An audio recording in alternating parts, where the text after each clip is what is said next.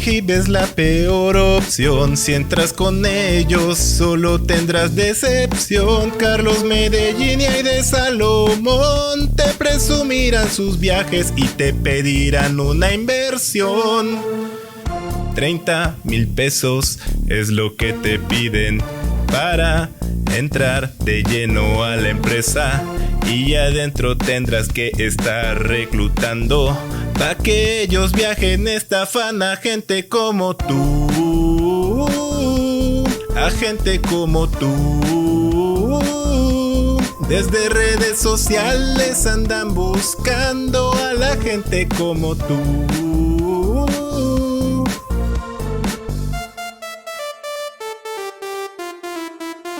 Esto es pa' que se mortifiquen, Carlos e Aide, traguen y mastiquen. Dejen de estar estafando, ya todo Puebla se está enterando.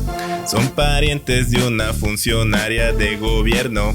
Ay, Olivia Salomón, perdón que te salpique. Para buscar crean bastantes cuentas, te prometen dinero trabajando en e-commerce. Te citan en el Teatro La Paz para convencerte y hay 200 pesos piden para ir avanzando.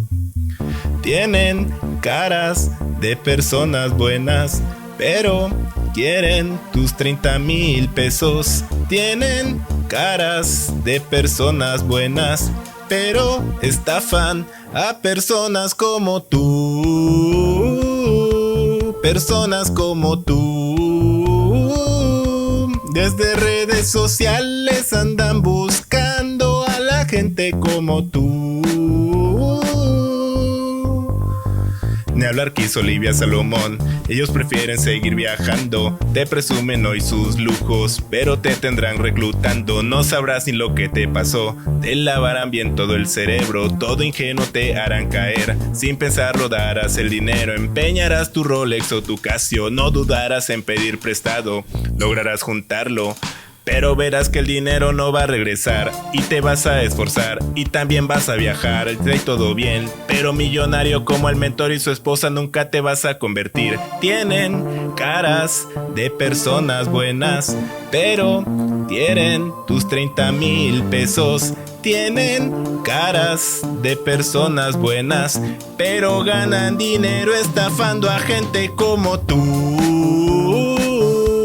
A gente como tú. Desde redes sociales andan buscando a la gente como tú.